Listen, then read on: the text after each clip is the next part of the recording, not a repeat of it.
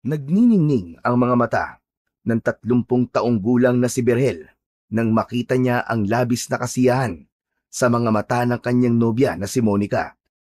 Nasa tabing ilog sila na nasa labas ng Hacienda Rodriguez kung saan naglatag si Berhel ng banig at nagdala siya ng mga paboritong pagkain ni Monica, gaya ng inihaw na tilapia, ginataang langka at biko.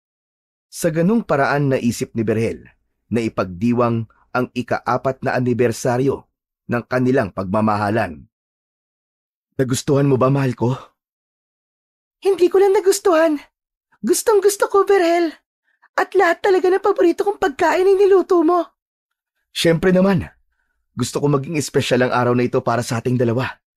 Pero hindi lang ako mag-isang naghanda nito. Tinulungan din ako ni Dindo.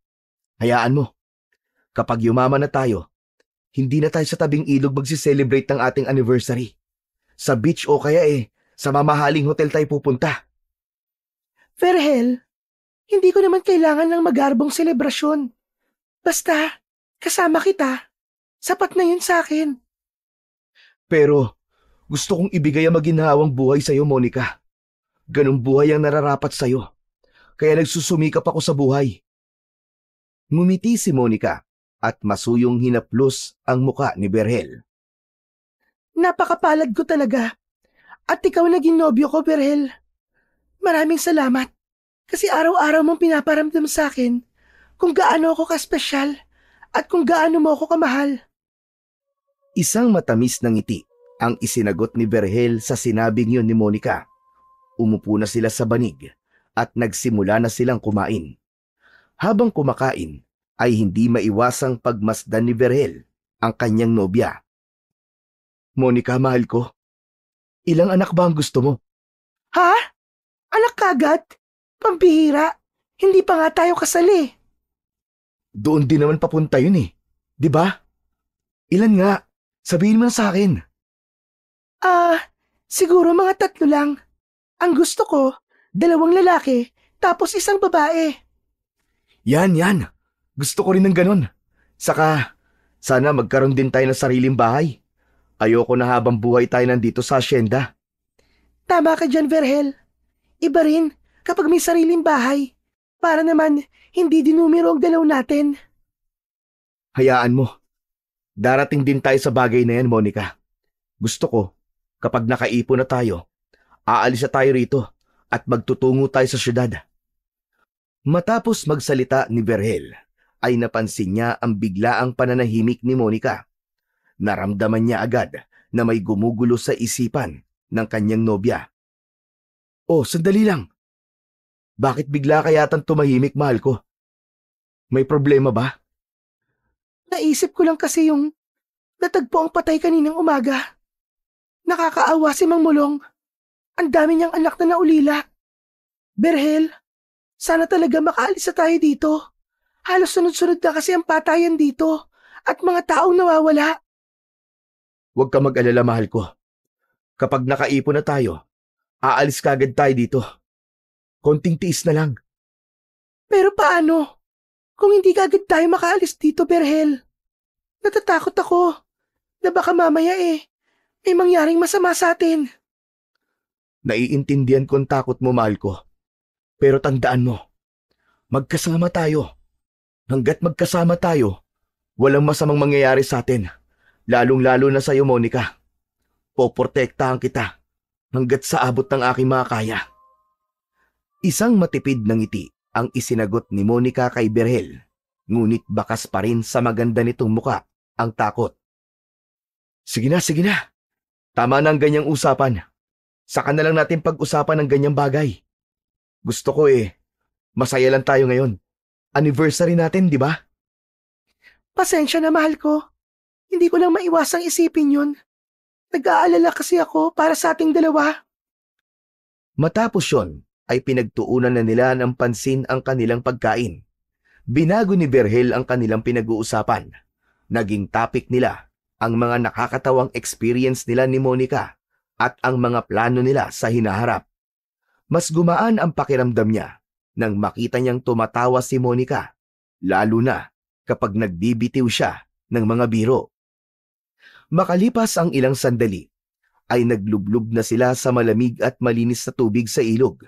Nagharutan sila at patuloy na nagtawanan na para bang silang dalawa lamang ang tao sa mundo.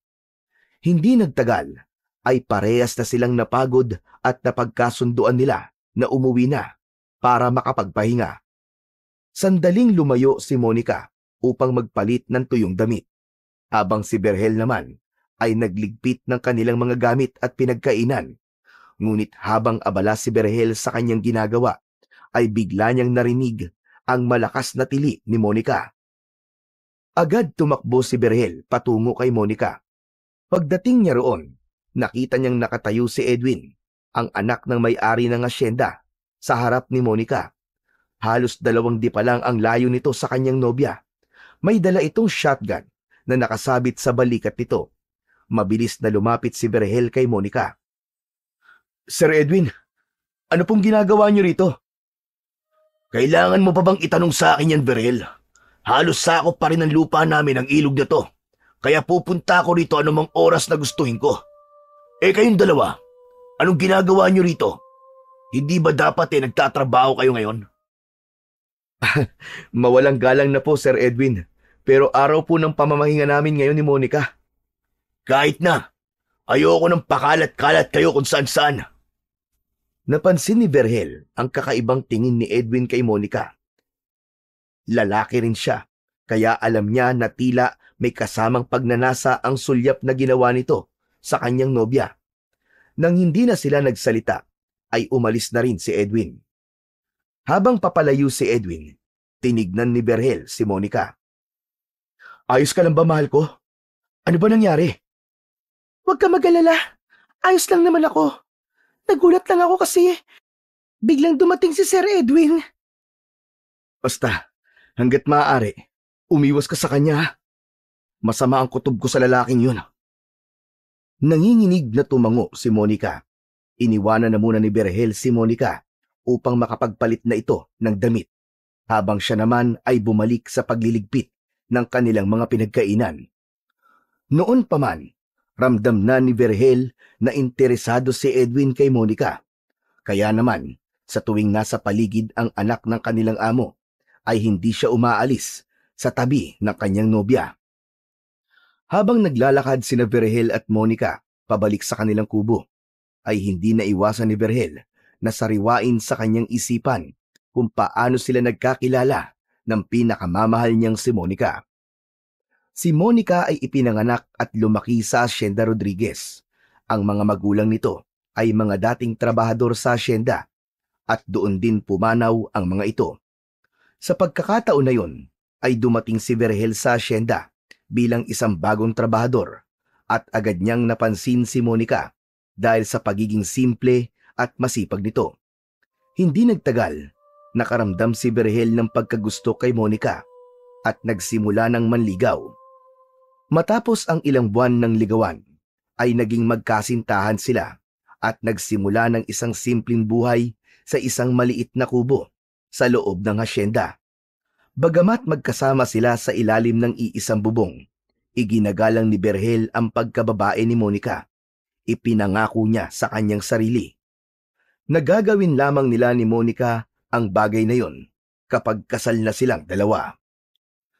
Habang palapit sina Berhel at Monica sa kanilang kubo, ay natanaw nila si Dindo na nakatayo sa harap ng maliit na tindahan. May dala itong isang basket ng mga hinog na mangga. Ang mga mata ni Dindo ay nagliwanag nang makita sina Berhel. Kumaway pa ito habang nakangiti. Si Dindo ay matalik na kaibigan ni Berhel. Halos magkasabay silang pumasok noon sa hacienda, kaya naging malapit silang dalawa sa isa't isa. Nang makalapit sila kay Dindo, ay inilapag nito ang basket sa lupa. Grabe naman! Ang tamis-tamis talaga ng dalawan to! Baka mamaya ilanggamin na kayo niyan, ha? O ano? Kumusta nga pala ang date nyo? Ayos ba? Bago ang lahat, Dindo. Salamat kasi tinulungan mo ako sa pag-setup dun sa tabing ilog, ha? Maayos naman ang naging date namin. Kaya lang, may biglang sumira eh. Ha? Bakit? Ano nangyari? Akalain mo, bigla ba namang dumating si Sir Edwin? Sumakto pa talaga habang nagpapalit ng damit si Monica. Hindi ko alam kung anong gusto niyang mangyari. Kayo na lang ang umiwas kay Sir Edwin. Ramdam ko talaga na may gusto siya kay Monica eh. Palagi ko siyang nahuhuling nakatingin sa'yo. Tapos kakaibang tingin niya. Parang may kasama bang pagnanasa? Yan nga din ang sinabi ko kay Monica eh. Pero parang ang hirap iwasan ni Sir Edwin. Lalo na't sa kanila tayo nagtatrabaho. Sinabi mo pa. Pero sandali lang, maiba ko. Alam niyo na ba na hindi lang si Sir Edwin ang dapat niyong iwasan? Ano ka mo? Bakit? Anong ibig mo sabihin? Kailangan niyo rin maging maingat sa mga nangyayari sa asyenda. May narinig akong usap-usapan ng mga trabador dun sa tubuan. Ayon sa kanila, aswang ang salarin sa mga patayan na nangyayari dito sa asyenda. Ano? Aswang? Anong ibig mo sabihin? Isa kasi sa mga trabahador ang muntik na mabiktima noong nakaraang gabi bago pa mangyari yung kay Mang Mulong. Nakaligtas siya at ang sabi niya, aswang ang umatake sa kanya. Diyos ko, nakakatakot naman yun, Dindo. Nakakatakot talaga, kaya mag-ingat kayo. Kaya nga sinabi ko sa inyo kagad eh. Pero para hindi kayo takutin para alam niyo lang kung ano talaga nangyayari dito sa loob ng asyenda. Oo nga pala, sa inyo na tong mga manggaw. Regalo ko sa anniversary nyo. O siya, aalis na ako at may kailangan pa akong tapusin. Maraming salamat, Dindo Mag-iingat ka rin. Nang makaalis na si Dindo, ay kinuha na ni Berhel ang isang basket ng mangga at dinala yon sa loob ng kanilang kubo. Umupo naman si Monica sa bangko na gawa sa kawayan at napansin ni Berhel ang takot sa muka ng kanyang nobya.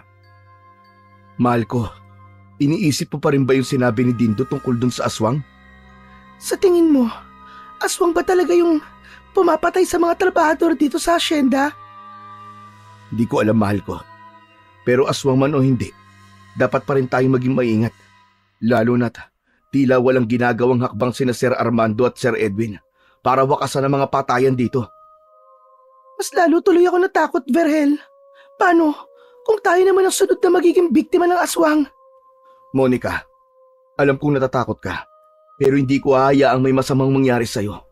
Pangako, hindi kita pababayaan. Maraming salamat, Berhel. Salamat kasi palagi mo akong pinapakalma. Magtiwala ka lang sa akin, Monica. Wala kang dahilan para mag-alala. Hanggat kasama mo ko, mananatili kang ligtas. Doon na nila tinapos ang kanilang pag-uusap. Inilagay na ni Berhel ang mga ginamit nila sa picnic sa batalan at sinimulang hugasan ang mga yon. Ang totoo ay natatakot din kasi siya sa mga patayan na nangyayari sa asyenda. Pero mas pinili niyang wag itong ipakita kay Monica dahil nais niya na siya ang pagkunan nito ng lakas ng loob at tapang sa hindi magandang nangyayari sa kanilang paligid. Isang umaga, hindi pa man ganap na sumisikat ang araw, ay gising na sina Berhel at Monica. Pinagsaluhan nila ang isang simpleng almusal. Mainit na kapeng barako, sinangag, pritong itlog at daing na bangus. Matapos nilang kumain, ay naglakad na sila papunta sa kanilang trabaho. Sa kanilang paglalakad, ay napansin nila ang mga trabahador na nagtitipon sa harapan ng malawak na kwadra ng mga kabayo. Nasa harapan ng mga yon, sina Amado at Edwin na nakatayo sa isang mataas na platform. Seryoso ang mukha ng mag-ama at hindi na nagdalawang isip sina Berhel na lumapit doon upang pakinggan ang sinasabi ng dalawa. Nakarating na sa aking kaalaman na may kumakalat na bali-balita tungkol sa mga aswang sa asyenda at gusto ko itong linawin. Walang katotohanan na aswang ang pumapatay sa mga trabahador dito. Huwag niyo nang palalain ang hindi magandang nangyayari sa aking asyenda. Isa pa, patuloy pa rin ang investigasyon ng mga pulis. Kasalukuyan nilang iniimbestigahan kung sino talaga responsable sa mga patayan na nangyayari dito.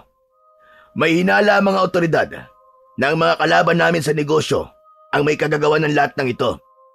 Ginagawa nila ito upang pabagsakin kami at mawala ang tiwala ng mga tao sa amin. At kung sino man sa inyo ang magpapatuloy na magkalat ng mga kwento tungkol sa aswang, sisiguraduhin kong mawawalan kayo ng trabaho. Ang sino man na magtatangka magasit ng takot o magpapatuloy ng mga kasinungalingan ay hindi ko napapayagan pa. Ang asyenda na ito ay matagal nang pinagmumula ng ikabubuhay ng marami at hindi ko papayagan na sirain ng walang basehan na mga kwento. Tahimik lang ang lahat ng trabahador. Ang ilan sa mga ito ay nagpalitan ng mga tingin na may halong takot at pag-aalinlangan. Sige na! Makakaalis na kayo! Bumalik na kayo sa inyong mga trabaho! Nang mag-alisan na ang mga trabahador, ay nagsimula na ring maglakad sina Berhel at Monica patungo sa manukan kung saan sila nagtatrabaho. Imbis na makampante sa sinabi ni na Amado at Edwin, ay mas lalo lang nagkaroon ng alalahanin si Berhel. Habang naglalakad, ay biglang lumapit si Dindo sa kanila. Naniniwala ba kayo sa sinabi ni Amado at Edwin na hindi aswang ang may kagagawa ng mga patayan dito? Dindo, tumahimik ka. Baka mamaya may makarinig sa'yo at isumbong tayo sa mga amo natin. Nakalimutan mo na ba kung anong sabi ni Amado? Kung sino man ang mahuhuling pinag-uusapan yung aswang ay mawawala ng trabaho. Oo nga naman, Dindo. Hindi namin kayang mawala ng trabaho ngayon. Tayo-tayo lang naman na nandito eh. Walang makakarinig sa atin. Saka sina Amado at Edwin lang naman ang nagsabi na hindi aswang ang may kagagawan sa patayan. Lahat ng mga trabahador naniniwala na aswang ang totoong salarin. Dindo, ano ba? Tama na. Baka magkaproblema pa tayo. Huwag na natin pag-usapan pa mga bagay na yan. Pero kahit anong saway ni Berhel sa kanyang kaibigan, ay hindi pa rin huminto ang bibig nito. Tsaka alam mo, hindi rin ako naniniwala nag-iimbestiga ang mga pulis. Pakiramdam ko, pati nga mga yun binabayaran ni na Amado para hindi na sila mag-imbestiga. Kailan ba kayo nakakita ng mga pulis dito, maliban sa tuwing may natatagpo ang patay? Dindo, pakiusap, tama na. Ayaw na namin pag-usapan ni Berhel ang tungkol sa bagay na yan. Ayaw namin mawala ng trabaho. Sa sinabing yun ni Monica, ay hindi na nagsalita pa si Dindo. Maya-maya pa ay nagpaalam na ito upang magtungo sa manggahan kung saan ito nakapwesto. Habang naglalakad, ay laman ng isip ni Berhel ang mga sinabi ni Dindo. Aminado siya na malaki ang posibilidad na totoo ang sinabi ng kanyang kaibigan. May pakiramdam siya na may mga bagay na itinatago at pinoprotektahan sina Amado at Edwin, kaya wala silang ibang pwedeng gawin kundi ang maging maingat, lalo na sa tuwing kumakagat ang dilim. Nang makarating sina Berhel at Monica sa manukan, ay nagsimula na agad sila sa pagtatrabaho. Habang abala si Berhel sa paglilinis sa kulungan ng mga manok, hindi niya maiwasang isipin muli ang tungkol sa mga nangyayari sa asyenda. Kung may sapat na pera lang sana sila ni Monica, hindi na sila kailangan magtiis sa takot at hirap na dulot ng kanilang sitwasyon sa lugar na yon. Maya-maya pa, napansin ni Berhel si Monica na abala sa pagkuha ng mga itlog. Nasa tabi nito si Edwin at kinakausap ang kanyang nobya. Hindi niya sana yon pagtutuunan ng pansin, ngunit napansin niyang tila hindi komportable si Monica. Hindi na nag-atubiling lumapit ni Berhel kina Monica at Edwin. May problema ba, Monica? Hindi nakasagot si Monica, ngunit nang tumingin ito sa kanya, ay napansin niya na tila humihingi ito ng saklolo sa kanya. Mahinang tumawa si Edwin at hinarap nito si Berhel. Nakakainsulto naman yung tanong mo, Berhel. Porket kinakausap ko lang si Monica, may problema ka agad? Mawalang galang na, Sir Edwin. Napansin ko kasi na parang hindi komportable si Monica eh. Monica, ikaw ang tatanungin ko. Hindi ka nga ba komportable sa pinag-uusapan natin? Hindi sumagot si Monica. Yumuko ito at itinuon ang atensyon sa pagkuha ng mga itlog. Sumagot ka, Monica. Hindi ka ba komportable? Komportable po ako, Sir Edwin. Berhel, wala ka naman dapat ikabahala. Tungkol lang sa ginagawa ko rito sa manukan ng tinatanong niya sa akin. O ano? Narinig mo, Berhel? Grabe ka kasi kung makabakod sa syota mo eh. Akala mo naman aagawin ko siya sa'yo. Matapos yung sabihin ni Edwin, ay naglakad na ito palayo. Matiim na tinitigan ni Berhel ang papalayong lalaki. Nang tuluyang makalayo si Edwin, ay hinarap ni Berhel si Monica na sa sandaling yun ay alam niya na nababahala pa rin. Mahal ko, ano ba talagang pinag-uusapan niyo ni Sir Edwin? Wala na siya. Pwede mo bang sabihin sa akin ang totoo? Wala, Berhel. Wala naman siyang sinabing masama. Magtrabaho na lang ulit tayo. Hindi ako babalik sa pagtatrabaho ko hanggat hindi ka sa akin nagsasabi ng totoo. Sabihin mo na, anong sinabi sa'yo ng Edwin na yun? Sandaling tumahimik si Monica. Umangat ang mukha nito at may takot sa mga mata na tumingin kay Berhel. Sinabi sa akin ni Sir Edwin na mas masarap daw ang itlog na meron siya kaysa sa mga itlog na kinukuha ko. Tignan mo na. Hayop talaga. Napakabastos ng Edwin na yun. Ano pang sinabi ni Edwin sa'yo? Ano pa? Tumahimik si Monica at napansin ni Berhel na mas tumindi ang takot sa mukha nito. Muli itong umiwas ng tingin sa kanya. Dahil doon ay mas lalong tumindi ang kagustuhan niya laman kung ano ang mga sinabi ni Edwin sa kanyang nobya. Monica, ano pang sinabi sa'yo ni Edwin? Pakiusap. Sagutin mo ang tanong ko. Nagalok siya sa akin ng malaking halaga. Kapalit ng ano? Kapalit ng isang gabi na magkasama kami sa kwarto niya. Agad na naglagablab ang galit sa dibdib ni Berhel. Hindi niya na kayang palampasin ang pambabastos na ginawa ni Edwin kay Monica. Maglalakad na sana siya patungo sa direksyon na pinuntahan ni Edwin. Pero mabilis siyang niyakap ni Monica. Bitiwan mo ako, mahal ko! Bitiwan mo ako! Kailangan kong turuan ng leksyon ng hayop na lalaking yun! Berhel! Berhel, parang awa mo na! Huwag mo nang kausapin si Edwin! Baka mas lalo lang gumulo! Huwag mo nang palalain ang sitwasyon! Hindi ko kayang palampasin ang ginagawa niya sa'yo, Monica! Ano bang tingin niya sa'yo? Isang bagay na pwede niyang bilhin gamit ang pera niya? Kailangan ko siyang kausapin at ipaunawa sa kanya na hindi dahil tauhan lang nila tayo dito ay pwede niya tayong bastos-bastusin. Ako na nakikiusap sa'yo, Berhel. Baka kung ano pa ang gawin sa'yo ni Sir Edwin. Kilala mo siya. Alam mo kung anong kaya niyang gawin. Matamang tinignan ni Berhel si Monica. Kita niya pa rin ang takot sa mukha nito. Pero alam niya na ang takot na yon ay pwedeng mangyari sa kanya kapag kinausap niya si Edwin. Pinilit na lang niyang kumalma dahil alam niya na wala na siyang magagawa kung hindi ang sundin si Monica upang hindi na ito matakot. Pero Monica, kung hindi ko siya kakausapin, gagawin niya ulit yun sa'yo. Huwag ka mag-alala kasi hindi naman ako papayag sa gusto niya eh. Kaya huwag mo na siyang kausapin. Huwag mo na siyang patulan. Sige, papalampasin ko ang ginawa niya ngayon sa'yo. Pero kapag inulit niya pa yon, pasensya na. Pero hindi na ako mananahimik. Salamat, Berhel. Salamat. Sige na, magtrabaho na tayo ulit. Ngumiti ng konti si Berhel at niyakap si Monica. Ngunit ang galit niya kay Edwin ay nananatili sa loob niya. Masakit para sa kanya na binastos ang babaeng iniingatan niya. Kaya sinabi niya sa sarili na kapag muling binastos ni Edwin si Monica, ay haharapin niya ito kahit pigilan siya ni Monica. Isang madaling araw, nagising si Berhel sa mahimbing na pagkakatulog nang maramdaman niya ang maalinsangan na paligid. Hindi mainit pero pinagpapawisan siya. Natigilan siya nang makarinig siya ng kaluskos sa labas ng kubo. Tila may naglalakad paikot-ikot sa kubo nila ni Monica. Marahang tumayo si Berhel. Nang umingit ang papag, ay nagising din si Monica at nagtataka nang makita si Berhel na papalabas ng maliit nilang kwarto. Berhel, saan ka pupunta?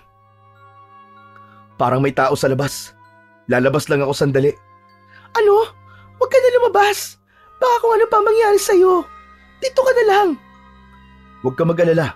Mag-iingat ako. Lumabas si Berhel sa kwarto nila at kinuha ang itak na nakasabit sa dingding. Lumabas siya ng kubo habang si Monica naman ay nakatayo sa pintuan ng kubo. Puno ng pag-aalala ang mukha nito. Naglakad si Berhel papunta sa likod ng kubo at pagdating niya roon ay isang nakakatakot na nilalang ang sumalubong sa kanya. Isa yung aswang na may nanlilisik na mga mata at matutulis na mga pangil at kuko.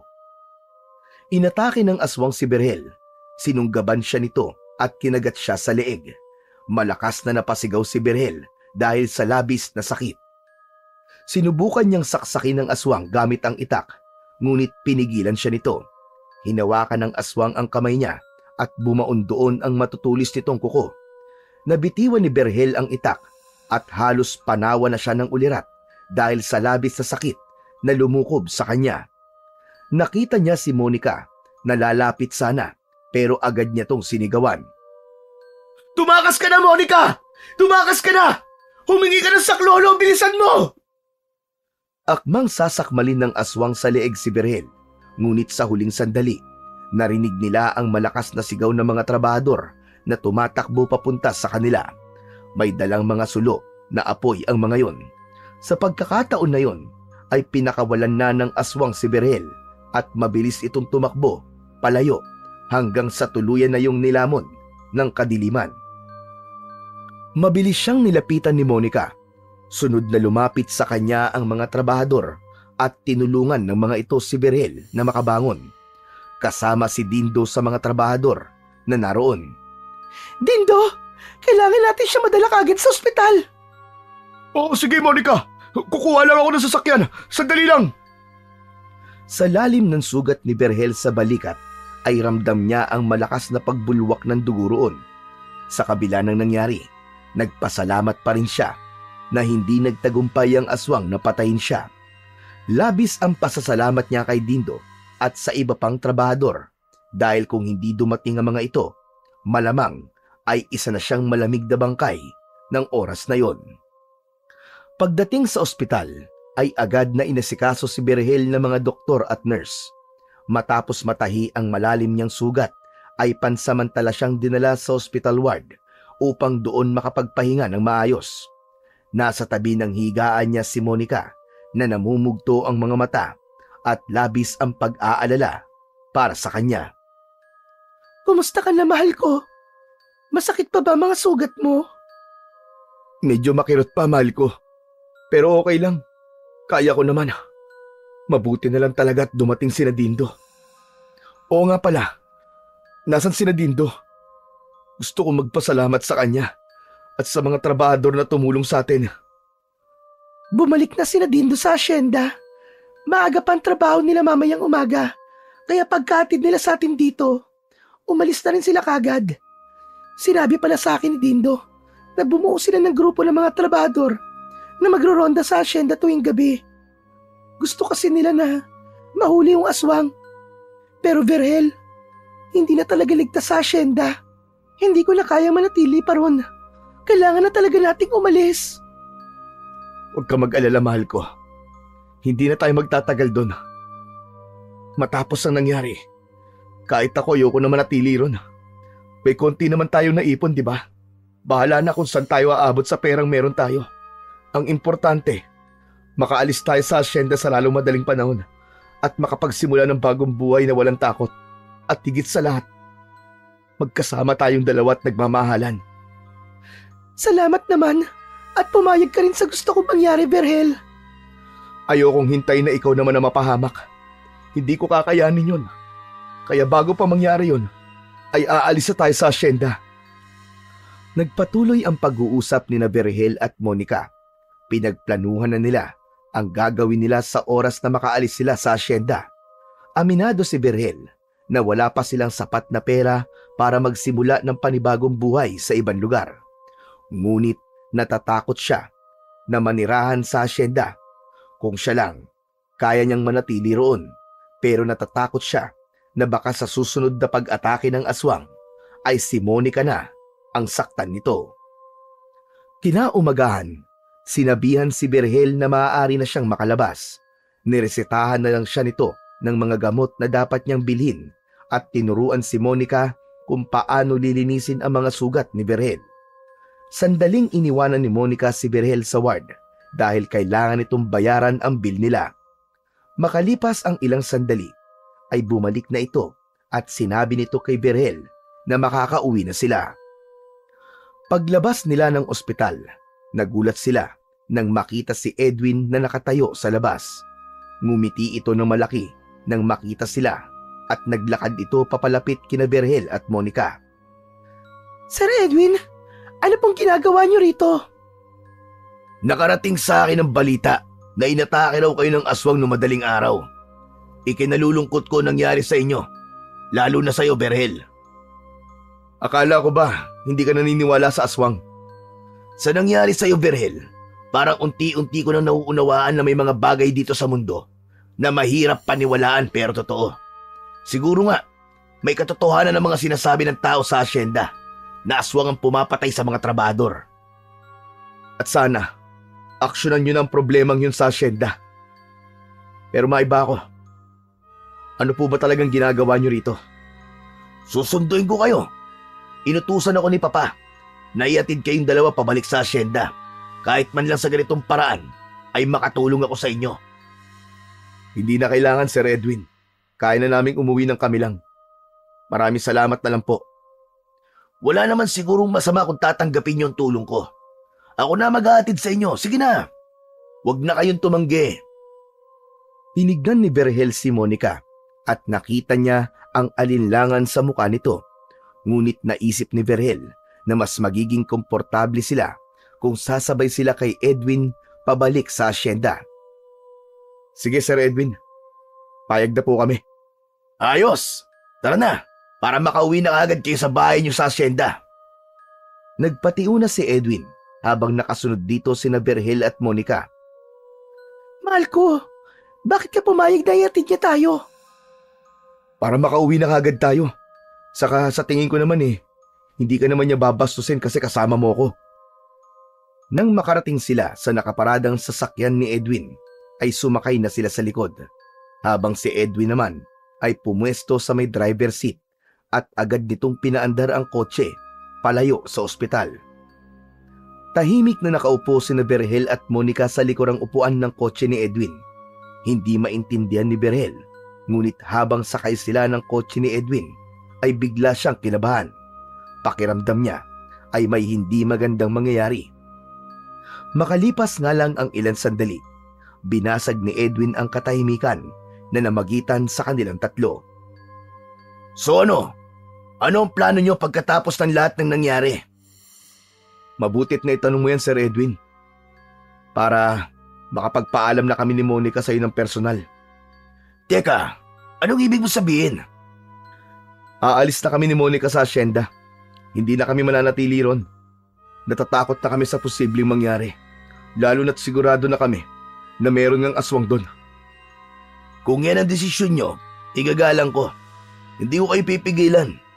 Huwag kayong mag-alala. Ako rin ang bahalang magsabi kay Papa. Sa sagot na yun ni Edwin, ay naramdaman ni Berhel ang kakaibang ginawa. Naisip niyang baka pigilan sila ni Edwin, ngunit hindi pala. Ngunit habang patuloy silang bumabaybay sa kalsada, napansin ni Berhel na iba ang dinadaanan nila at hindi yun papunta sa asyenda. Monica, hindi yata ito ang daan papuntang asyenda. Sir Edwin, parang hindi yata ito ang daan papunta sa asyenda. Meron lang akong dadaanan na kaibigan. Sandali lang. Nagpatuloy ang kotse sa pag-andar hanggang sa umabot sila sa isang lugar na walang kabahayan at puro talahib sa magkabila ang gilid ng kalsada. Nagsimulang magbago ang pakiramdam ni Berhel. Bigla siyang kinabahan at naramdaman niyang may hindi tamang nangyayari. Maya-maya pa, tumigil ang kotse ni Edwin sa gilid ng kalsada. Sir Edwin, bakit tayo huminto dito? Ano to? Hindi sumagot si Edwin. Nagulat na lang sina Berhel at Monica nang biglang bumukas ang pinto sa backseat sa tabi ni Monica. Laking gulat nila nang makita nila si Amado na mabilis na pumasok sa kotse. Tumabi ito kay Monica at agad nitong isinarado ang pinto. Mas lalo pang nagulat sina Berhel at Monica nang biglang naglabas ng baril si Amado at itinutok yon sa kanila. Diyos ko! Sir Amado! Ano pong ginagawa nyo? Ano pong ibig sabihin ito? Huwag niyo nang subukang gumawa ng kalokohan o sumigaw. Dahil hindi ako magdadalawang isip na paputukan kayong dalawa. Anong gagawin niyo sa amin, sir? Malalaman mo rin mamaya, Berhel. Edwin, sige na. Mag-drive ka na. Okay, Papa. Galit at takot ang naramdaman ni Berhel ng sandaling yun. Napayakap na lang sa kanya si Monica habang nanginginig. Nang umandar na muli ang kotse, agad na nag-isip si Berhel ng paraan para makatakas sila. Ngunit alam niya na wala silang laban sa pagkakataon na yon dahil ramdam niya kay Amado na hindi ito magdadalawang isip na patayin sila kapag gumawa sila ng hindi nito magugustuhan. Ilang oras na bumiyahe sina Berhel sa daan na hindi na pamilyar sa kanila ni Monica. Inabot na sila ng dilim hanggang sa huminto ang kotse sa tapat ng isang lumang warehouse. Bumaba ng sasakyan si Edwin at binuksan ng pinto sa tabi ni Berhel. Nanlaki ang mga mata niya nang tutukan siya nito ng baril. Sige na, bumaba ka na, Berhel. Ano bang gagawin niyo sa amin? Bumaba ka na, sabi! Maraang bumaba mula sa kotse si Berhel. Pagkababa niya ay sinubukan niyang agawin ang baril kay Edwin, pero hindi siya nagtagumpay nang mabilis na mailayo nito sa kanya ang hawak nitong baril. Sa isang iglap, naramdaman ni Berhel ang malakas na paghampas ng baril sa likod ng kanyang ulo. Ang lakas ng palo ay nagdulot sa kanya ng matinding pagkahilo. Ang mga mata ni Berhel ay nagdilim at bumagsak siya sa lupa. Sa pagbabalik ng malay ni Berhel, ay nalaman niyang nasa loob na siya ng warehouse. Bahagya pa ring umiikot ang paningin niya. Nakatali siya sa isang upuan at halos hindi siya makagalaw. Ngunit ang talagang gumimbal kay Berhel ay nang makita niya si Monica na nakahiga sa isang malapad na lamesa. Ang katawan nito ay puno ng mga pasa. Nakatulala ito habang walang tigil ang pag-agos ng luha. Nasa ibabaw ni Monica si Edwin habang ginagawan ng kahalayan ang kanyang nobya. Agad na sumiklab ang puot sa dibdib ni Berhel. Mga hayop kayo! Itigil niyo yan! Itigil niyo yan, mga hayop kayo! Monica! Monica! Ang sigaw ni Berhel ay pumuno sa buong warehouse. Naroon din si Amado na nakatayo at pinapanood ang ginagawa ni Edwin kay Monica. Masayang masaya pa ito habang panay ang hit-hit sa sigarilyo. Sinubukan ni Berhel na makawala mula sa pagkakatali sa upuan. Nagpumigla siya ng ubod lakas at nagwala, pero lahat ng yun ay walang silbi sa higpit ng pagkakatali sa kanya. Patawarin mo ko, Monica. Patawarin mo ko. Patawad. Nang matapos na si Edwin, ay si Amado naman ang pumaibabaw kay Monica. Halos mabaliw na si Berhel ng sandaling yun. Ang mga mata ni Berhel ay puno ng galit at sakit. Ngunit wala siyang magawa. Tanging sigaw at iyak na lang ang tumulong sa kanya upang palabasin ang sakit na kanyang nararamdaman. Makalipas ang ilang sandali, ay natapos na rin sina Amado at Edwin sa pagbaboy sa katawan ni Monica. Nanatili itong nakahiga sa lamesa habang tahimik na lumuluha. Si Berhel naman ay nakatali pa rin sa upuan. Nakayuko siya at tahimik na umiiyak. Pakiramdam niya ay wala siyang silbi ng sandaling yun dahil hindi man lang niya nagawang ipagtanggol ang kanyang pinakamamahal na nobya. Maya-maya pa ay lumapit si Edwin kay Berhel. Umangat ang mukha ni Berhel at sinalubong niya ng tingin si Edwin. Nakangisi ito ng nakakaasar at hindi kakabakasan ng pagsisisi ang muka. Walang hiya kayong dalawa! Mga hayop kayo! Mga hayop! Masahol pa kayo sa demonyo! Ang sarap pala talaga ng girlfriend mo, Berhel. Amoy pinipig. Hayop ka! Hayop! Mga walang kaluluwa! Hayop na kung hayop. Hayop naman kasi ang sarap ng girlfriend mo eh. Matagal ko nang pinagnanasaan si Monica. Hindi ko akalain na ganun din pala si Papa. Aba, akalain mo yun. Pareho pa pala kami ng gusto. Kaya yun, isinama ko na siya rito. Bantay sarado ka kasi palagi kay Monica eh. Kaya gumawa na kami ng paraan para magkaroon ng katuparan ang pantasya namin kay Monica. Mga demonyo kayo! Sa oras na makawala ko rito, papatayin ko kayo! Isinusumpa ko! Papatayin ko kayo mag-ama! Mga demonyo kayo! Mga demonyo! Ngunit sa halip na takot, tawa lang ang isinagot ni Edwin. Naglakad si Amado patungo kay Monica. Hinawakan nito ang katawan ng dalaga. Si Monica, Amado! Lumayan mo na siya! Hindi pa ba kayo masaya sa ginawa niyo sa kanya? Mga hayop kayo! Lumayan mo na si Monica! Sayang, ang ganda pa naman ng katawan ng girlfriend mo, Berhel. Pero lupa at mga uod lamang ang makikinabang sa kanya. Bago pa man makapagsalita si Berhel, ay inilabas na ni Amado ang baril nito at walang kaabog-abog na pinaputukan nito si Monica sa dibdib. Pakiramdam ni Berhel ay huminto ang mundo niya ng sandaling yon nang makita niya ang pagpikit ng mga mata ni Monica. Labis siyang nagimbal sa bilis ng mga pangyayari.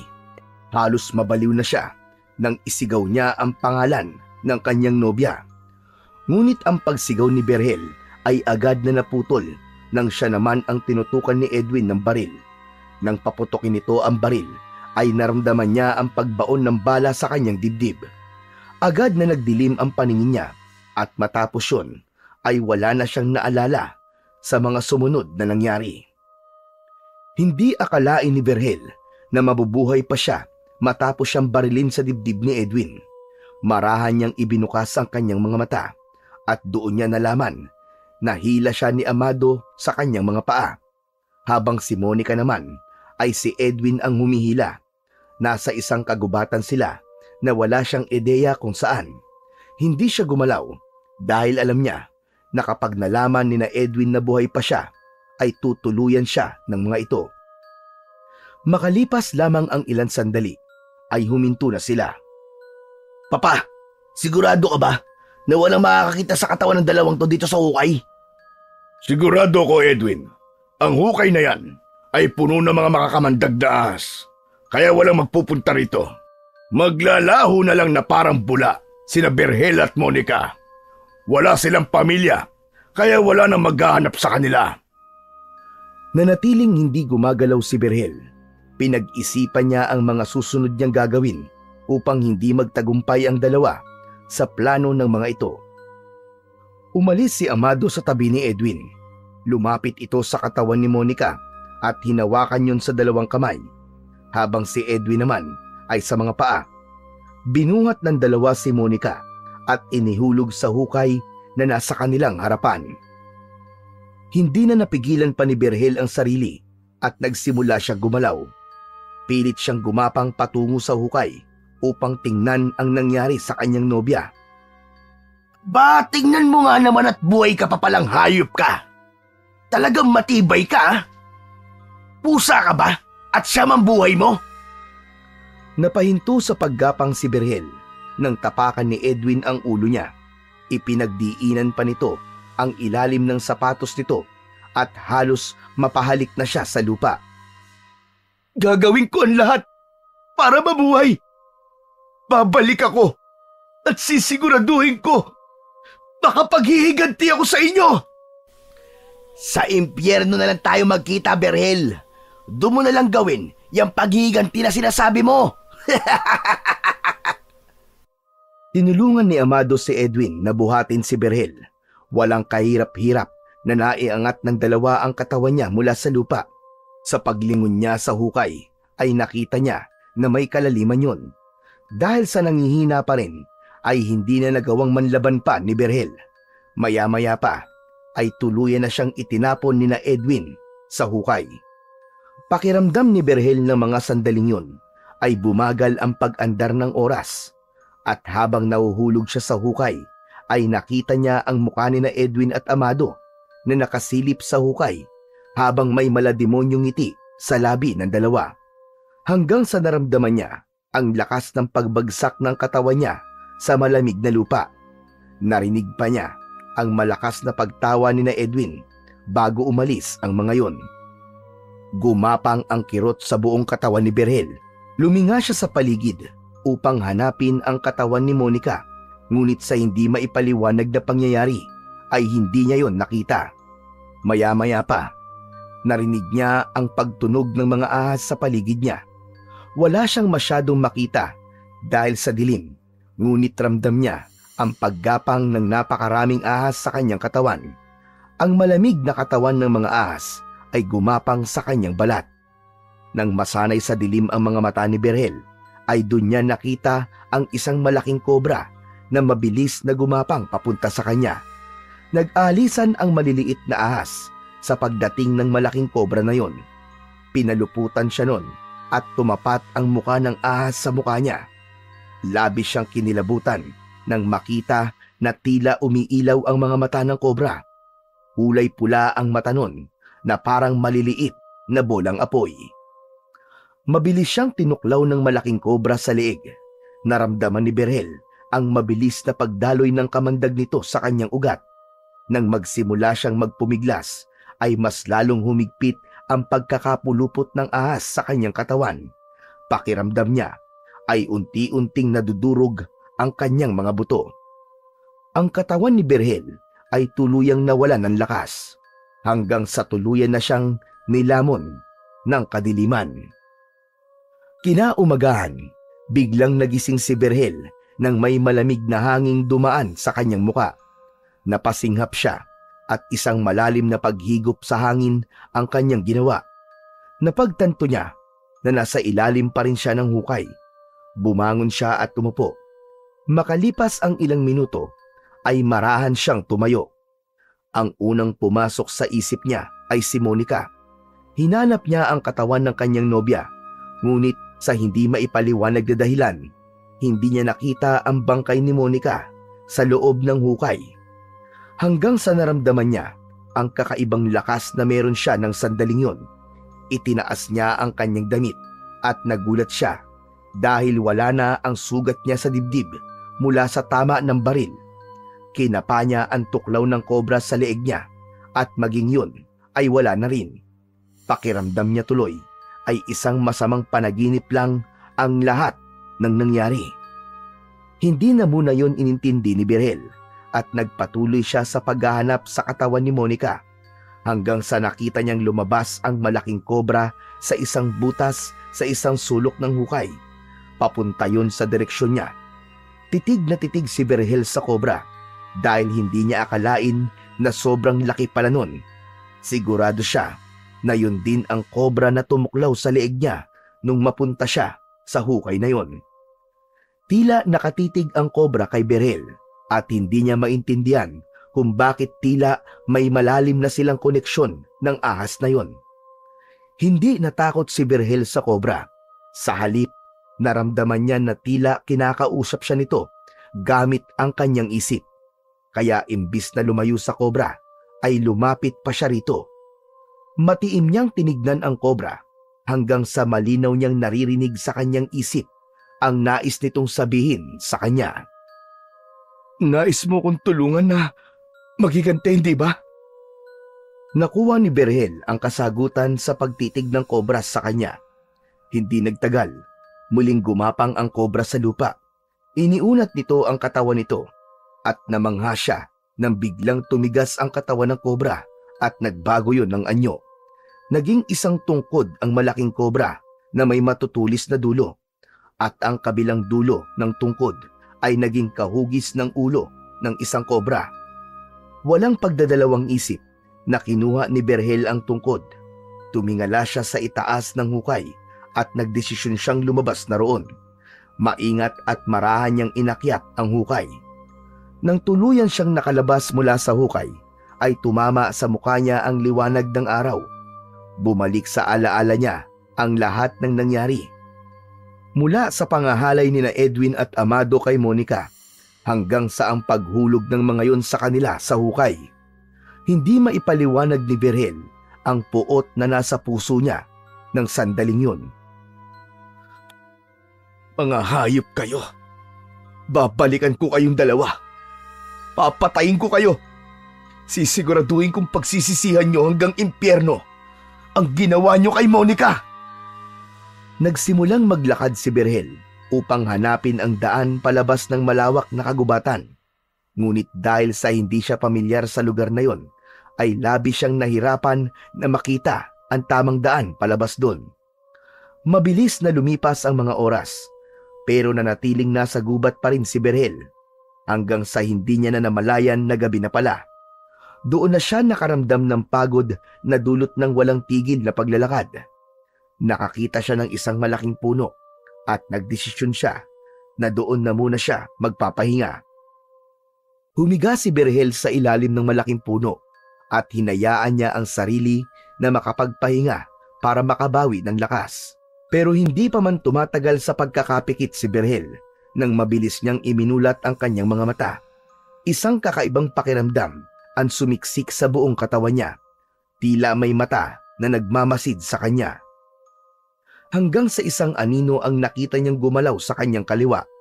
Mabilis siyang tumayo at doon niya nakita ang isang aswang na naglalaway na parabang isarap na putahe ang tingin sa kanya. Hindi na nag-aksaya ng oras si Berhel. Agad niyang kinuha ang tungkod na may kahugis ng kobra.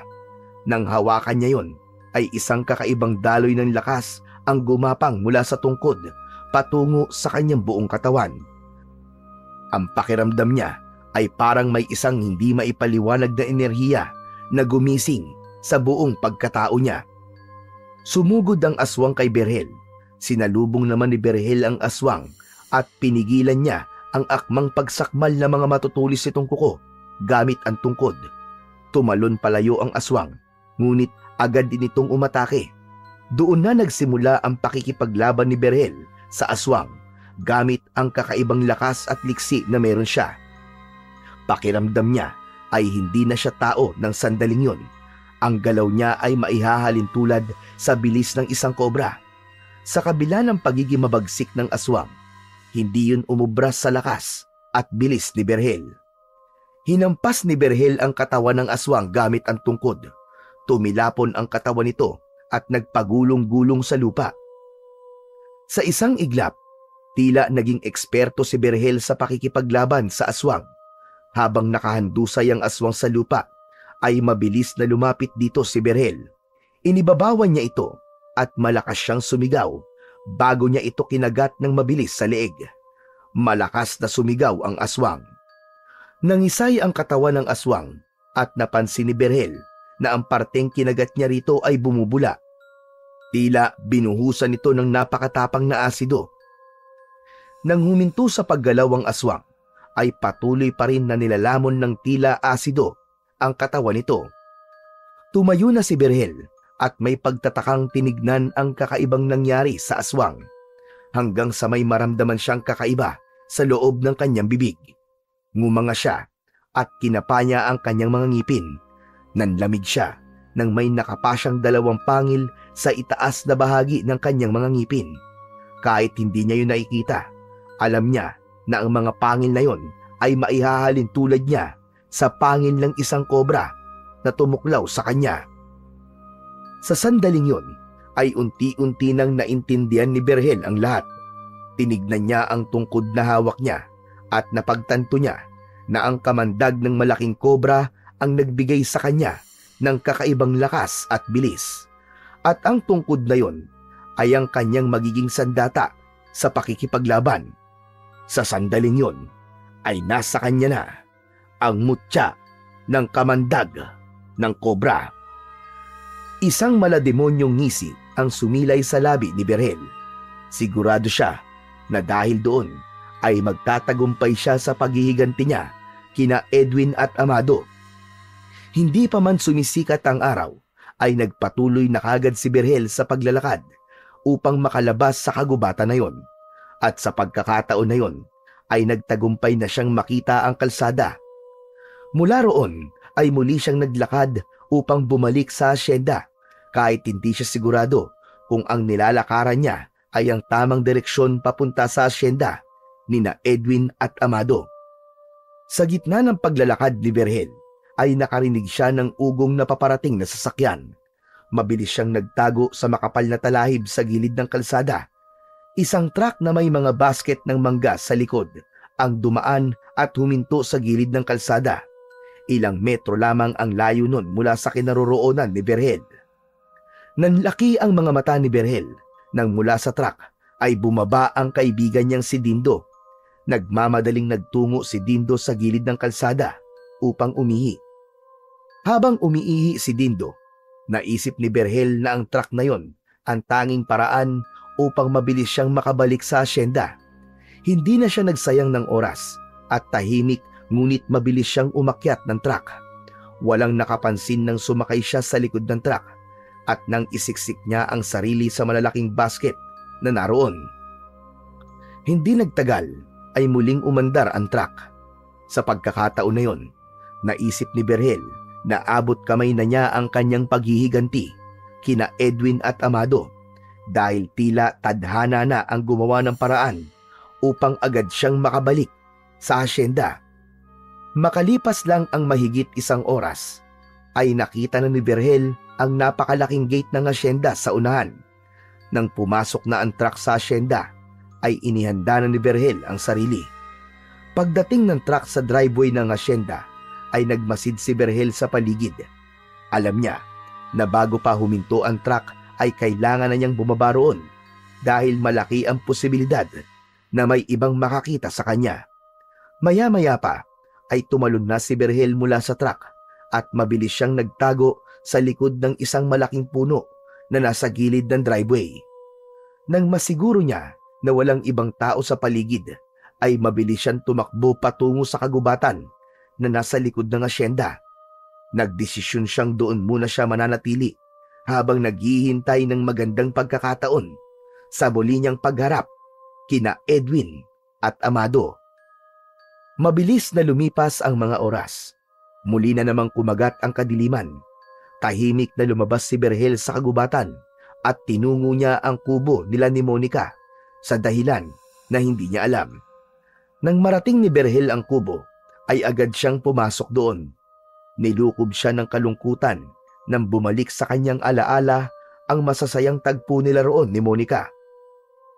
Mula sa kulitan nila, tawanan at pagbuo ng kanilang mga pangarap, lahat ng yon ay nawala sa isang iglap dahil sa demonyong sina Edwin at Amado. Lumapit si Berhel sa maliit na aparador. Binuksan niya yon. Kinuha niya ang paboritong bestida ni Monica at lumuluha niya yung inamoy at niyakap. Pangako, mahal ko, hindi ako titigil hanggat hindi kita na ipaghihiganti. Magbabayad sina Edwin at Amado sa ginawa nila sa'yo. Habang yakap ni Berhel ang bestida ni Monica, ay natigilan siya nang makarinig siya ng yabag ng paa sa kanyang likuran. Agad siyang naging alerto. Lumingon siya at kahit paano ay nakahinga siya ng maluwag nang makita niya si Dindo na nakatayo sa pintuan ng kubo. May pagtataka sa muka na lumapit si Dindo sa kanya. Berhel, kalalabas mo lang ba sa ospital? Teka, nasa si Monica? Wala na. Wala na si Monica, Dindo. Wala na siya. Ano? Anong ibig mo sabihin? Nasaan siya? Patay na si Monica, Dindo. Pinatay siya ni na Edwin at Amado. Ano? Seryoso ka ba sa sinasabi mo, Berhel? Paano pinatay? Nung lumabas ako sa ospital, sinundo kami ni Edwin mula sa ospital tapos dinala niya kami sa isang lumang warehouse. At doon, pinagsamantalaan ni na Edwin at Amado si Monica. Pagkatapos, sa kanila to pinatay. Mga hayop sila. Wala akong nagawa dito. Nakatali ako. Demonyo mag-amang yun. Demonyo sila. Diyos ko, sinasabi ko na nga ba, may masamang balak ang Edwin na yun kay Monica eh. Nakakalungkot na umabot sa ganyan ang lahat. Pero, Berhel, paano ka nakaligtas? Paano ka nabuhay? Hindi ko rin alam, Dindo. Pero isa lang ang sigurado ko. Hinayaan ako mabuhay ng Diyos dahil kailangan ko magiganti. Kailangan kong bigyan ng katarungan ang ginawa ng mga hayop na yun kay Monica. Pero Berhel, mahirap yung gusto mong gawin. Makapangyari sina Edwin at Amado. Marami silang pera at kayang-kaya nilang baligtarin ang katotohanan kapag nagharap kayo sa korte. Bakit? Sinabi ko bang sa korte kami maghaharap? Berhel, hindi ko gustong tumatakbo sa isip mo. Baka mapahamak ka lang sa gagawin mo. Alam mo kung anong kayang gawin nila Edwin. At hindi rin nila alam kung anong kayang gawin ng isang kagaya ko na puno ng galit ang puso. Hindi ko kayang hayaan na lang ang nangyari. Papatayin ko sila dito. Papatayin ko silang dalawa.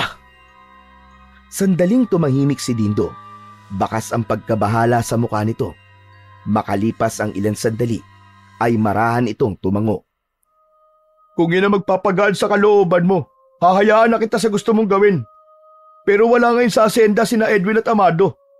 Nasa bakasyon sila at walang nakakaalam kung kailan sila babalik. Talagang nagawa pa nila magbakasyon matapos ang ginawa nila. Mga walang konsensya. Pero hihintayin ko ang pagbabalik nila. At sa oras na bumalik sila Dindo, sinusumpa ko. Isasakotuparan ko ng paghihiganti ko sa kanila. Tudurugin ko sila. Patuloy siyang tinignan ni Dindo nang may kaba sa mga mata nito. Ngunit wala nang makakapigil pa kay Berhel sa mga plano niya. Nais niyang iparamdam kina Edwin at Amado na mas sigit pa ang gagawin niya kaysa sa ginawa ng mga ito kay Monica.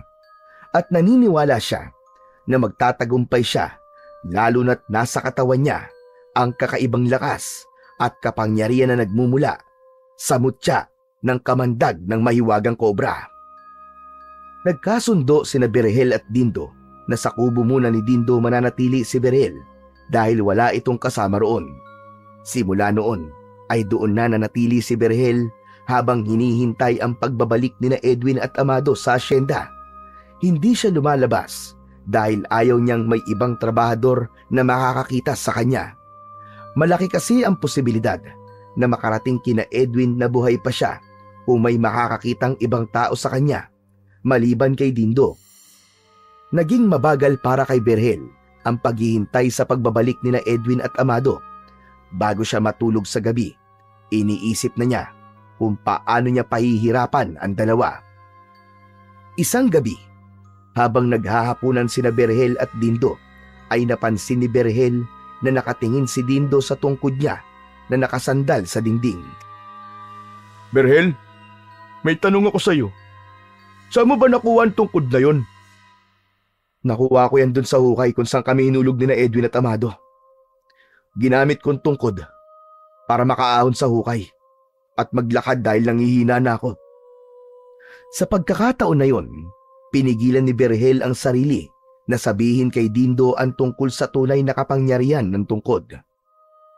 Pero kakaiba ang itsura ng tungkod mo ah.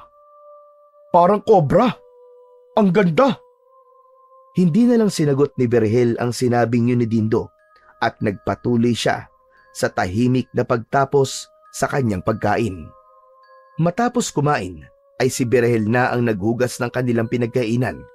Matapos yun ay nahiga na siya sa tabi ni Dindo na tulog na kagad. Lumipas ang mga oras pero nananatiling gising si Berhel. Mailap ang antok sa kanya ng gabing yun kaya nagdesisyon siyang lumabas at maglakad-lakad. Habang naglalakad sa gitna ng kadiliman ay naalala ni Berhel si Monica at kung paano nila binuo ang kanilang mga plano sa lugar na yon. Ngunit sa gitna ng kanyang pagbabalik tanaw ay isang sigaw ng lalaki mula sa hindi kalayuan ang kanyang narinig. Agad na naisip ni Berhel ang aswang na pumapatay sa mga trabahador sa asyenda. Marahil ay umaatake na naman ang mga aswang na yon. Alam ni Berhel na hindi pwedeng wala siyang gawin, lalo na at meron na siyang kakaibang mutya at kapangyarihan. Bumalik siya sa kubo ni Dindo upang kunin ang tungkod. Palabas na sana siya nang matigilan siya. Naisip niya na baka may makakita sa kanya at makilala siya. Mabilis siyang naghanap ng bagay na maaari niyang gamitin upang itago ang kanyang pagkakakilanlan. Isang damit na nakasabit sa bintana ang nakita ni Berhel. Kinuha niya yon at ginawang pantakip sa kanyang ilong at bibig. Maigpit niyang itinali ang mga manggas ng damit sa likod ng kanyang ulo at saka siya tuluyang lumabas ng kubo ni Dindo. Tila binubulungan siya ng tungkod kung saan siya pupunta. Hinayaan lang niya ang kanyang mga paa na maglakad hanggang sa mapagtanto niya na ang daan na tinatahak niya ay ang daan patungo sa ilog. Makalipas lamang ang ilang sandali, ay huminto na si Berhel sa paglalakad nang makita niya ang dalawang aswang na inaatake ang isang lalaking walang kalaban-laban sa gilid ng ilog. Hindi na nagdalawang isip si Berhel na kunin ang atensyon ng dalawang aswang. "Hoy! Mga demonyo! Lubayan niyo siya! At ako ang harapin niyo!" Huminto ang dalawang aswang sa pag-atake sa lalaki. At sabay na tumingin ang mga yon kay Berhel. Nagsimulang maglakad ang mga aswang palapit sa kanya. Huminto ang mga yon nang ilang di pa na lamang ang layo kay Berhel. "Ang lakas ng loob mong hamunin kami! Sa tingin mo ba ay may laban ka sa kagaya namin? Bakit hindi mo subukan?" "Alisin mo ang takip sa iyong muka. Gusto kong makita kung sino ang susunod namin magiging biktima ngayong gabi." "Hindi nyo na kailangan malaman kung sino ako. Dahil sigurado ako na ito na ang huling gabi na makakapambiktima pa kayo." Mabilis na lumapit kay Berhel ang dalawang aswang. Nang makita niyang papasugod sa kanya ang isang aswang, ay mabilis niya yung iniwasan. Malakas niyang inihampas ang dulo ng tungkod sa likod ng aswang. Tumilapon yun at napasubsob sa lupa. Mabilis naman na umatake rin ang isang aswang kay Berhel. Ngunit dahil sa bilis ni Berhel ay hindi yun nagtagumpay nang sinubukan siya nitong sunggaban gamit ang matutulis nitong mga kuko. Magkasabay nang umatake ang dalawang aswang kay Berhel, pero lahat ng atake ng mga yun ay madaling naiiwasan ni Berhel, at kapag nakakakita siya ng pagkakataon ay malakas niyang hinahampas ang mga aswang ng kanyang tungkod. Hindi nagtagal ay nakita ni Berhel ang pagod at panghihina ng dalawang aswang. "O ano? Kaya niyo pa ba? Kung ako sa inyo, ay susuko na lang ako." "Wala sa bokabularyo namin ang pagsuko. Humanda ka! Kung sino ka man, hindi pa ito ang huli nating paghaharap!" Matapos yung sabihin ng aswang, ay mabilis itong umatras kasama ang isa pang aswang. Tumakbo ang mga yon papasok sa malawak na kagubatan sa tabi ng ilog. Hahabulin sana ni Berhel ang mga aswang, pero natigilan siya nang marinig niya ang pagdaing ng lalaking trabahador.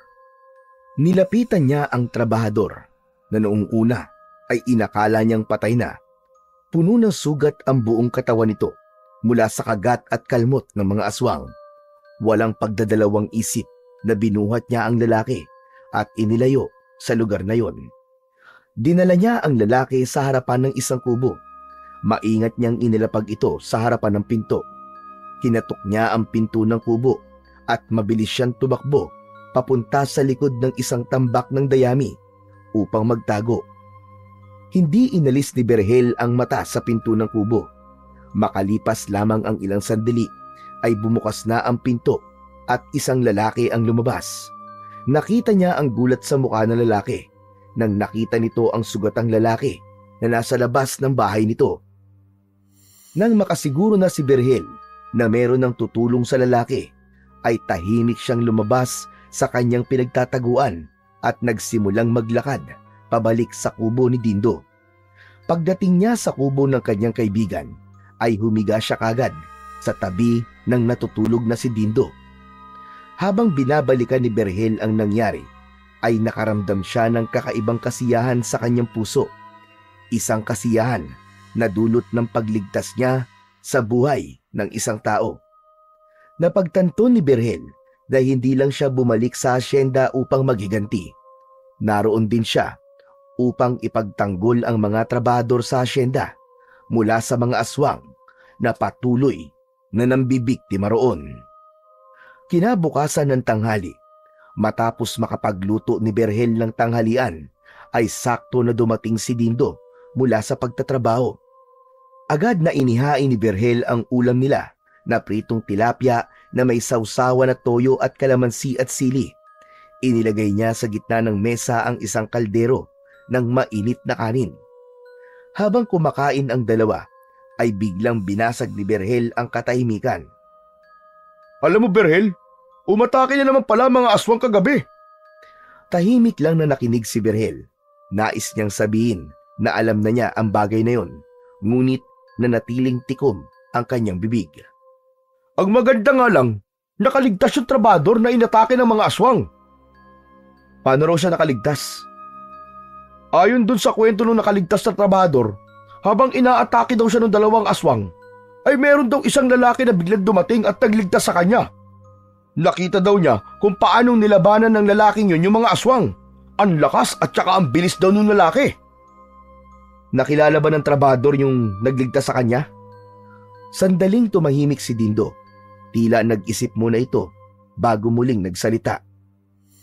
Hindi raw niya nakilala kasi may takip daw na damit yung ilong at saka bibig ng lalaki. Pero sabi niya, may kakaibang tungkod daw yung nagligtas sa kanya. Yun daw ang ginamit ng lalaki para makipaglaban sa mga aswang. Isang mahabang katahimikan ang namagitan kina Berhel at Dindo.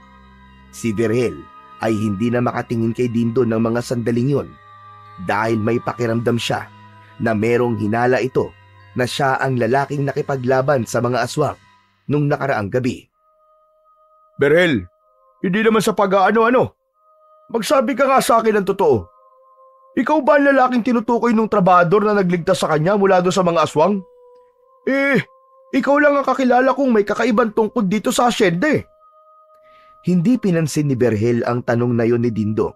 Nagkunwari siyang wala siyang narinig at nagpatuloy na lamang siya sa kanyang pagkain. Ngunit tila hindi titigil si Dindo hanggat hindi nito nalalaman ang katotohanan, kaya muli itong nagtanong. Hoy, Berhel! Sagutin mo ang tanong ko. Ikaw ba ang lalaking yun? Huwag ka maingay. Oo, Dindo. Ako yun. Ako nga nagligtas doon sa trabador mula doon sa dalawang aswang kagabi. Kitams! Sabi ko na nga nang marinig ko doon sa kwento ng trabador ang tungkol sa kakaibang tungkod. Aba, ikaw kagad ang pumasok sa isip ko. Pero Berhel, masyadong delikado ang ginagawa mo Parang pagpapakamatay ng ginagawa mo sa pagharap sa mga aswang. Wala kang dapat na ipag-alala, Dindo. Mas malakas ako kaysa sa mga aswang na yun. Kaya nga sila umatras kagabi kasi alam nila na hindi nila ako kaya. At kailan ka pa nagkaroon ng kakayahan na labanan ng mga aswang? Hindi ba nung inatake ka ng aswang wala ka nagawa? Dahil meron akong kapangyarihan mula sa mutya ng kamandag ng kobra. Natigilan at naguluhan si Dindo sa sinabing yon ni Berhel. Anong sinabi mo? Kapangyarihan mula sa mutya ng kamandag ng kobra? Teka. Ano ba sinasabi mo? Hindi kita maintindihan Sa totoo lang, ayokong sabihin sa ito dahil kahit ako'y naguguluhan pa rin hanggang ngayon. Pero nung ihulog ako ni na Edwin at Amado sa isang hukay na puno ng mga ahas, ay doon na nagsimula ang lahat ng ito.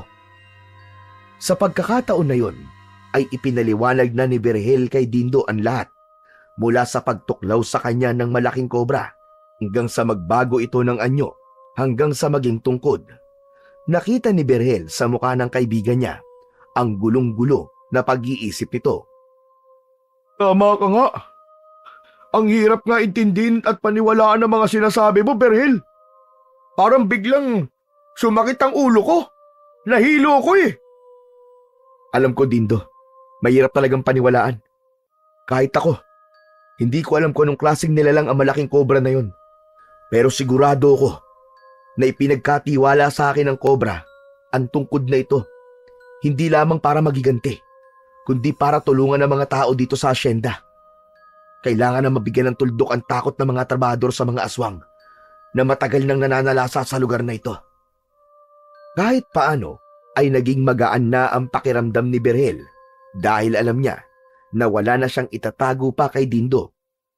Ganun pa man, sa kabila ng kapangyarihan at lakas na taglay niya, ay hindi pa rin nawawala ang kaunting pangamba sa kanyang dibdib, lalo na't hindi pa niya alam kung ano pa ang kayang gawin ng mga aswang na maaaring maging dahilan ng kanyang pagkatalo. Simula noon ay gabi-gabi nang lumalabas si Berhel at nag-iikot sa asyenda upang tugisin ang dalawang aswang. Palagi siyang may nakatakip na damit sa kanyang ilong at bibig upang protektahan ang kanyang pagkakakilanlan. May isang gabi na iniligtas ni Berhel ang isang pamilya na pinasok ng dalawang aswang sa kubo. Muli niyang nakaharap ang mga aswang, ngunit kagaya ng una ay hindi siya nagtagumpay na mapatay ang mga yon dahil sa huli ay tumakas na naman ang dalawa. Isang gabi, habang kumakain ng hapunan sina Berhel at Dindo, ay isang magandang balita ang sinabi ni Dindo kay Berhel. Berhel, alam mo ba na masaya ang mga trabahador ngayon dito sa asyenda? Dahil sa'yo ay nagkaroon na sila ng pag-asa na malapit na matapos ang pananalasa ng mga aswang dito. Alam mo, sabi pa nga nila meron na silang tagapagtanggol ngayon laban sa mga aswang. Magandang balita nga yan, Dindo. Mabuti naman kung ganun. Yan naman talagang gusto kong mangyari. Halos lahat ng trabahador dito, bukang bibig ang lalaki may kakaibang tungkod. Lahat sila gustong malaman kung sino ka. Pero Dindo, wala akong balak na magpakilala sa kanila. Pero isipin mo pa rin, Berhel. Magandang makilala ka ng mga tao.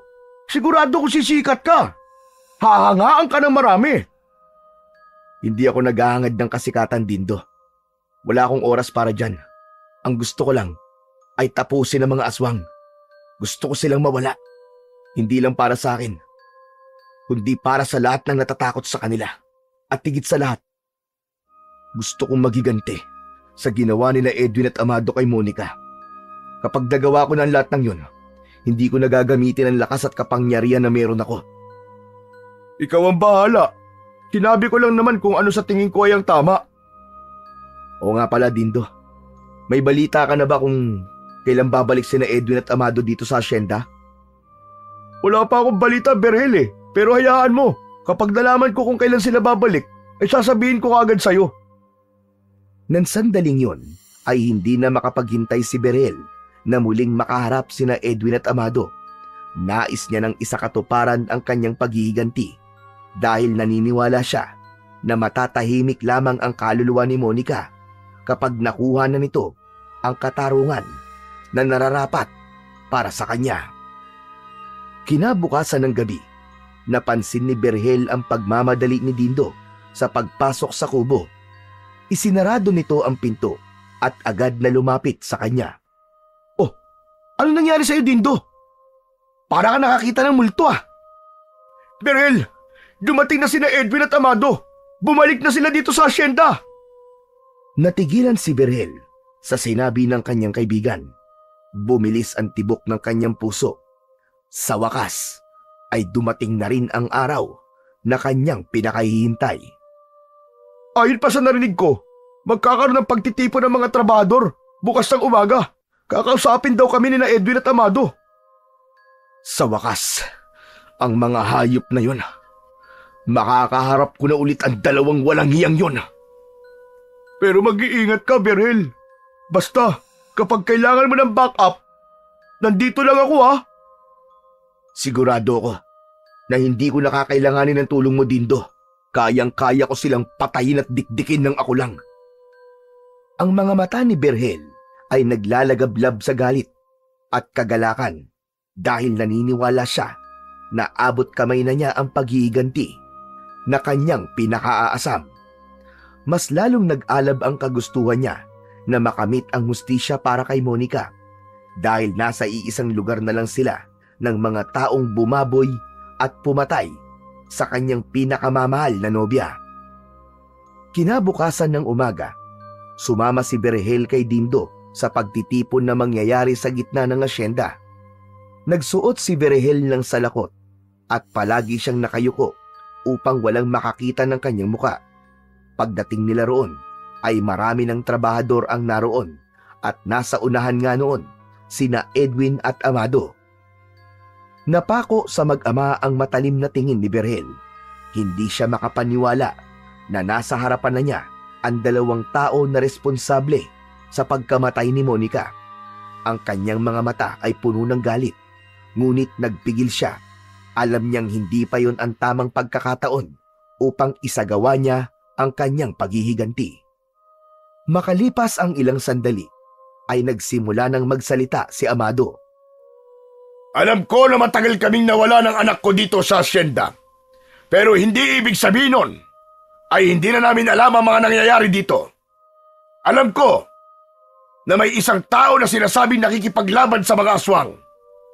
Ngayon, kung sino man sa inyo ang nakakaalam ng pagkakakilanlan ng lalaking yon, sabihin lang niyo sa amin at may malaking pabuya na nakalaan para sa inyo.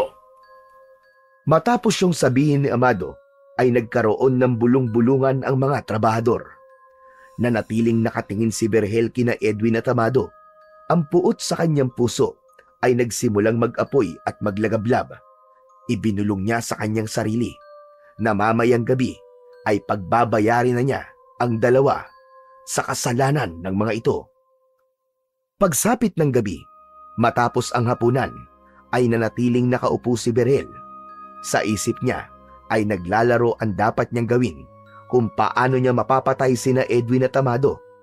Napansin ni Dindo ang pananahimik niya, kaya lumapit ito sa kanya upang kausapin siya. Ang lalim naman yata ng iniisip mo. Dindo, sa gabing ito, sisingilin ko na sina Edwin at Amado. Hindi ko na kaya maghintay pa. Sigurado ka na ba talaga sa gagawin mo na yan? Baka pwedeng ipagpasa Diyos mo na lang ang lahat. Kung tutuusin, mali ang maghiganti, Berhel. Alam kong mali ang maghiganti, Dindo. Alam ko. Pero hindi ko kayang ipagpasa Diyos na lang ang lahat ng nangyari. Kung idadaan ko pa ito sa legal na paraan, makakalusot lang sina Edwin. Malaki ang impluensya nila. Marami silang pera. At may koneksyon pa sa mga matataas na tao. Kung hahayaan ko naman silang mabuhay, malaki ang posibilidad na gawin ulit nila sa ibang ginawa nila kay Monica. Kaya mas nararapat na burahin na lang sila sa mundo. Kailangan mawala ang mga taong kagaya nila. Kung hindi na talaga kita mapipigilan, abay wala na ako magagawa, kundi ang ipagdasal ka. Sana'y magtagumpay ka sa kung ano mang gusto mo mangyari. Nagpasalamat si Berhel sa kanyang kaibigan. Nang sandaling yon, ay hindi na siya makapaghintay na harapin sina Edwin at Amado. Sigurado siyang magugulat ang dalawa sa oras na malaman ng mga ito na buhay pa pala siya. Hindi na natulog si Berhel ng gabing yon. Pagsapit ng madaling araw, ay lumabas na siya ng kubo ni Dindo. Wala nang takip ang mukha niya dahil wala na siyang pakialam kung meron mang makakilala sa kanya. Mas gusto nga niyang makita ni na Edwin at Amado ang mukha niya para malaman ng dalawa na hindi nagtagumpay ang mga ito sa pagpatay sa kanya. Nang malapit na si Berhel sa mansyon, ay sandali siyang natigilan nang nakita niya sina Edwin at Amado na lumabas mula sa pinto ng mansyon at naglakad patungo sa likod. Hindi na nagdalawang isip pa si Berhel at agad niyang sinundan ang dalawa. Ngunit pagdating niya sa likod ng mansyon, imbis na sina Edwin at Amado ang kanyang nakita, ay dalawang aswang ang sumalubong sa kanya. Maging ang dalawang aswang ay nagulat nang makita si Berhel. Wala nang oras para mag-isip si Berhel. Agad niyang inatake ang dalawang aswang at hinampas niya ang isang aswang ng tungkod sa braso nito. Ngunit ang isa pang aswang ay mabilis na sumugod kay Berhel mula sa likod. Mabilis siyang humarap dito at hinampas niya ito sa dibdib. Nagpatuloy ang pakikipaglaban ni Berhel sa dalawang aswang. Ipinamalas niya ang lakas at bilis na dulot ng mutya ng kamandag ng kobra. Lahat ng pag-atake na ginagawa ng mga aswang ay walang kahirap-hirap niyang naiiwasan at nadedepensahan. Habang abala si Berhel sa pakikipaglaban, ay napansin niyang nawala ang isa sa mga aswang. Huli na para malaman niya na nasa likuran pala niya yon. Nagulat na lang siya nang biglang sumampa ang aswang sa likod niya at kinagat siya nito ng mariin sa leeg. Napasigaw si Berhel ng dahil sa sakit nang maramdaman niya ang malalim na pagbaon ng matutulis itong ngipin sa kanyang laman. Nang umalis ang aswang sa likod niya, ay naramdaman naman niya ang malakas na pagbulwak ng dugo mula sa kanyang leeg. Nanghihinang bumagsak si Berhel sa lupa. Agad niyang tinakpan ng palad niya ang sugat niya roon upang kahit paano ay pigilan ang pagdurugo. Habang nakaandusay siya sa lupa, ay lumapit ang dalawang aswang kay Berhel. Sa kabila ng kanyang kalagayan, matalim pa rin ang tingin niya sa dalawa. Hindi ko akalain na buhay ka pa pala, Berhel. Paano ka nakaligtas? Matapos ka naming ihulog sa hukay na puno na makamandag na ahas at may tama ka pa ng bala sa iyong dibdib. Sa sinabing yun ng aswang, ay isang realisasyon ang pumasok sa isip ni Berhel. Labis siyang nagimbal nang mapagtanto niya na ang dalawang aswang na nasa harap niya ay walang iba kundi sina Edwin at Amado. Hayop kayong dalawa! At dapat lang sa inyo'y mamatay! Hindi lang pala si Monica ang pinatay nyo, kundi pati ang mga trabador dito sa asyenda! At susunod ka na sa kanila, Berhel! Tapusin na natin si Berhel, Papa! Pero hayaan mo ko ang gumawa nun! Sa pagkakataon na yon, ay tila tinanggap na ni Berhel ang kanyang kamatayan. Labis ang panghihina na kanyang nararamdaman, dulot ng kanyang sugat sa leeg. Ngunit hindi pa man nakakakilos si Edwin para atakihin siya, ay isang tao ang biglang dumating na labis na ikinagimbal nilang lahat. Nakita nila si Monica na naglalakad palapit sa kanila habang may hawak itong balaraw sa magkabilaan nitong mga kamay. Nanlilisik ang mga mata ni Monica. Inakala ni Berhel na imahinasyon niya lang ang lahat. Ngunit nang magsimulang labanan ni Monica sina Edwin at Amado, ay doon niya napagtanto na hindi yun isang imahinasyon. Mabilis na tumakbo si Monica sa direksyon ni Edwin. Tumalon ito at sumampa ito sa magkabilaang balikat ni Edwin. Malakas na sumigaw si Monica. Bago nito itinarak ng magkasabay ang balaraw sa ibabaw ng ulo ni Edwin. Nang bumagsak sa lupa ang walang buhay na katawan ni Edwin, ay tumayo si Monica at tinignan si Amado. Walang hiya kang babae ka! Hindi kita mapapatawad sa ginawa mo sa anak ko! Aatakihin sana ni Amado si Monica, pero sa isang kisap mata ay bigla itong nawala sa kanilang paningin. Maging si Berhel ay hindi alam kung saan nagpunta ang kanyang nobya. Makalipas ang ilang segundo, biglang sumulpot si Monica sa harapan ni Amado. Bago pa man makagalaw si Amado, ay naitarak na kagad ni Monica ang balaraw sa leeg nito. Nang hugutin nito ang dalawang balaraw, ay biglang bumulwak ang masagalang dugo sa leeg ni Amado at saka ito bumagsak sa lupa. Matapos mapaslang ni Monica sina Edwin at Amado, ay humarap ito kay Berhel. Hindi pa rin makapaniwala si Berhel sa kanyang nakikita. Hindi siya makapaniwala na buhay pa pala ang kanyang pinakamamahal na si Monica. Hindi na napigilan pa ni Berhel ang mapaluha nang marahang lumapit si Monica sa kanya. Lumuhod si Monica sa harapan niya at masuyo nitong hinaplos ang kanyang muka. Monica, ikaw ba talaga yan? Buhay ka, mahal ko? Oo, Berhel. Ako ito. Salamat sa Diyos. At buhay ka rin kagaya ko. Nang sandaling yon, ang mga mata ni Berhel ay nagsimulang manlabo dahil sa dami ng dugo na patuloy na nawawala sa kanya. Naramdaman niya ang pagsikip ng kanyang dibdib at nahirapan na rin siyang huminga hanggang sa tuluyan na siyang napapikit.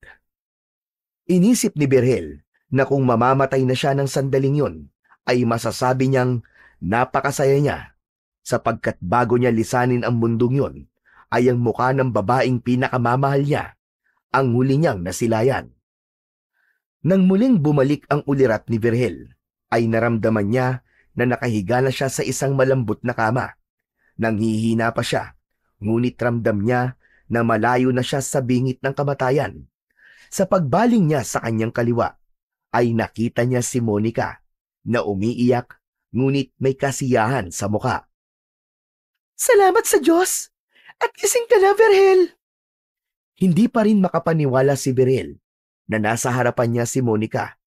Puno pa rin siya ng pagtataka kung paanong nabuhay rin ito matapos ang lahat ng ginawa dito nina Edwin at Amado. Inabot ni Berhel ang isang kamay ni Monica at masuyo niya itong pinisil. Monica, totoo nga. Buhay ka, Monica. Buhay ka, mahal ko. Oo, Berhel. Buhay din ako kagaya mo. Pero, paano nangyari? Paano ka nabuhay? Sa totoo lang, hindi ko rin kayang ipaliwanag ng malinaw ang lahat. Nagising na lang ako sa isang parte ng gubat at may 2 kobra na nakapalupot sa katawan ko. Parang pinoprotektahan nila ako. At nang magising ako, wala na ang mga sugat sa katawan ko.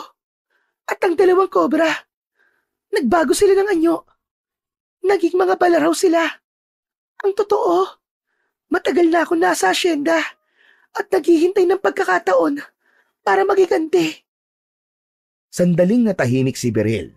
Maya-maya pa ay ikinuwento na rin niya kay Monica ang nangyari sa kanya. Parehas pala nangyari sa atin, Monica. Sa akin naman, isang malaking kobrang kumagat sa akin.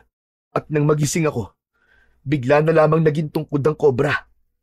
Yun ang naging sandata ko para labanan ng mga aswang na hindi ko akalain na sina Edwin at Amado pala. Hindi man natin alam kung ano talaga nangyari. Ang importante ay nawakasan na natin ang kasamaan nila at buhay tayong 2, mahal ko. Tama ka, mahal ko. Binigyan pa tayo ng pagkakataon ng Diyos para bigyan ng katuparan ng lahat ng plano at mga pangarap natin. Yumuko si Monica at ginawaran nito ng mabilis na halik sa labi si Berhel. Matapos yun, ay mahigpit silang nagyakap. Walang tigil ang luha nilang 2. Walang ibang naramdaman si Berhel, kundi kasiyahan dahil wala na sina Edwin at Amado. Ibig sabihin, nakamit na nila ang hustisya sa ginawa ng mga yon sa kanila. At matitigil na rin ang pag-atake ng mga aswang sa hasyenda. Makalipas ang ilang araw, matapos makalabas ni Berhel sa ospital, ay nagdesisyon na sila ni Monica na lisanin ng tuluyan ang hasyenda upang iwanan na roon ang lahat ng hindi magagandang karanasan na meron sila. Isang umaga, nasa bus station ang magkasintahan habang naghihintay ng bus papunta sa Maynila. Bukod sa mga damit, dala rin nila ang tungkod at ang mga balaraw na naging sandata nila sa pagkamit ng katarungan. Nasa tabi nila si Dindo na kanina pa umiiyak dahil aalis na sila.